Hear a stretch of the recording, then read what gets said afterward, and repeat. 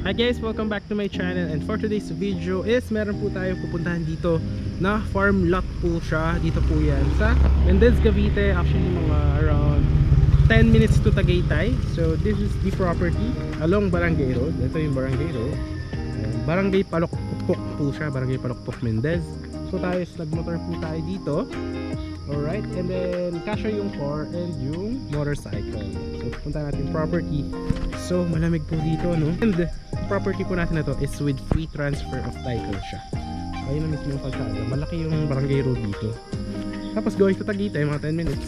So good to. Kasi mo naghahanap ng cold weather na property na residential farm lot. So yan, pwedeng gawin na parang rest house or retirement property. Ayan siya. So ito, ayusin pa po itong daan na to. Ayan, may tandaan na yun dyan. Ayan, mga muhon na. Tsaka hanggang dito. So ite-develop pa yung daan na yan. Malagyan pa yun ng mga cemented road. Tapos yung property na pupunta natin ngayon dyan is ano siya, ite-develop pa siya. Lalagyan ng mga drainage, ng mga concrete roads, mga perimeter fence, para kapag magtatayo na yung mga clients, basta natapos na yung mga development ng mga roads natin and malalagyan ng mga lines for water electricity, is hindi na mahirapan yung mga clients natin na magtayo na ng mga dream ng mga house or properties, no? Alright, ayun yung property yung makikita. Pero syempre para mas ma-appreciate nyo muna siya, is pakita ko sa inyo yung drone shot of the property para makita nyo kung gaano siya kalapit sa Tagaytay.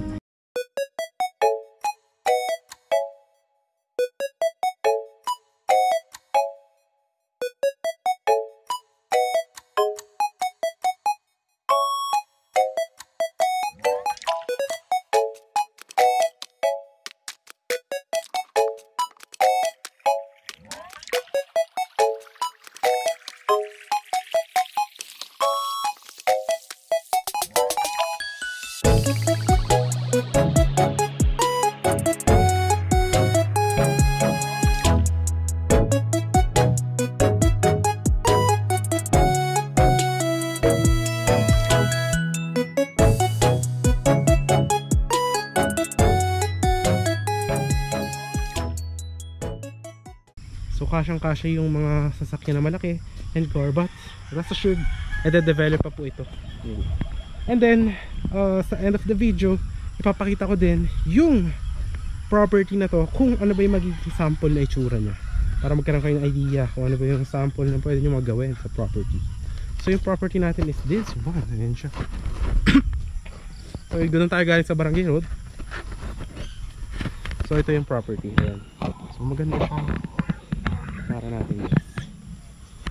Alright. Yun o, nakikita nyo naman. So mataba yung lupa guys. Yun o, nakikita nyo naman o. Ayan, perfect na perfect to. So lalagyan pa kasi ito ng mga concrete roads yan dyan, ganyan. Tapos mga drainage, yan. So this one guys, may mga cuts tayo ng mga 250 square meter. Meron din mga corner lot, 295 square meter, ayan. So yun yung mga cuts natin. So paikot siya dyan guys, pag ganyan. Tapos pag ganyan, paikot. Tapos meron din doon sa may baba, paikot, yan. Tapos palabas dyan yung gagawin na concrete road. So this is the property. And ngayon guys is 5:30 PM. So presko po yung aliwalas ng hangin. May mga free transfer of title siya to 50 square meters. Ayan, nakita nyo naman sa drone shot yung kabuuan nito. So napakaganda actually, malamig, perfect for retirement siya, or naghahanap ka ng malamig na weather na may payapang ito surroundings, no? And maganda kasi dito, malaki din yung gagawin na concrete roads and perimeter fences. Tapos kung nakita nyo sa drone shot, malapit lang din siya sa going to Tagaytay. So yan, ito siya, yan dun, dun yung stick niya, dun yung gagawin na entrance natin sa property.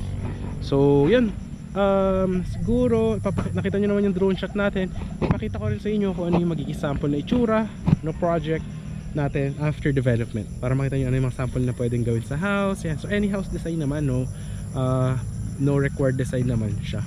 Tapos pwede kayo magpagawa sa contractor sa kakilala nyo sa labas. Yan. So yan, pakita ko sa inyo yan in here.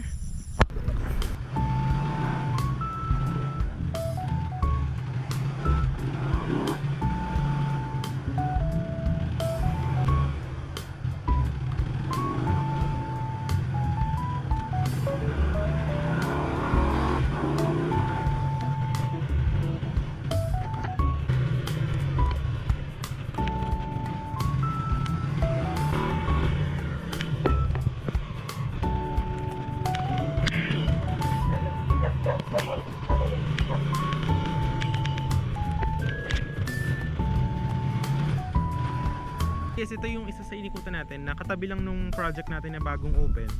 So ganito rin yung magiging itsura nung property after development. So yung sinasabi ko sa inyo, may mga concrete roads.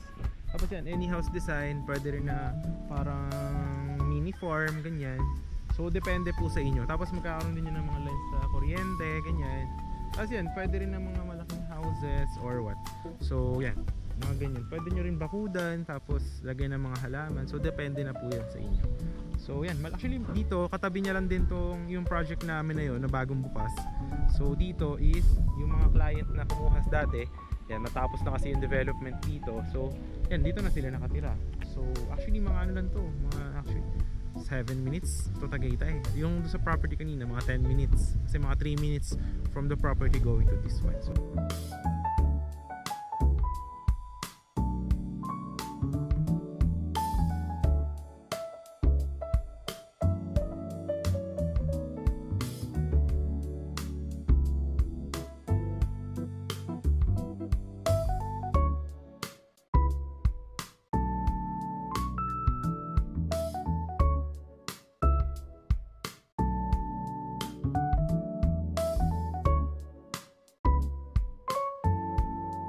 guys, nakita nyo naman, ganun yung magiging itsura ng ating project after the development. So yun lang naman yung ating property tour for today, no? So maganda siya, malamig. So, kita nyo naman yun dyan. So lakaran siguro rin natin papunta doon, no?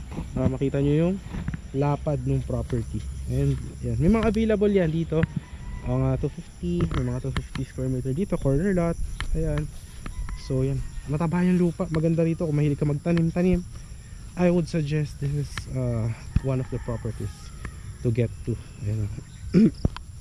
So maganda, no? Peaceful vibes. Ayan. Ingat lang, baka makatapak tayo ng tae ng kalabaw. Ayan. Jackpot, tumapak. Ayan. So ayan yung mga baka. Ayan, yung mga available lots din dito. Pag gusto nyo overlooking. Ayan, no? Ayan, ang ganda ng mga properties natin dito. Ayan. So this one, ayan, may mga available din doon sa dulo doon, no? Maganda, no? Actually, kita nyo naman sa drone shot yung itsura niya, pero pakita ko na rin.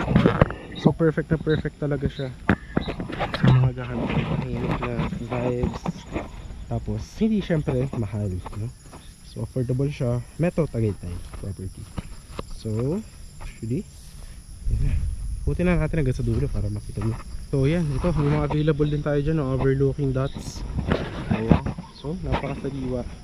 Approved na approved. So yun guys, maraming salamat sa panonood. If you do enjoy our property tour for today, kindly hit yung ating like, share mo rin to other people, and syempre subscribe mo yung ating channel and hit the notification bell for more upcoming videos. So once again guys, this is John Rich, and see you in the next vlog. Bye bye.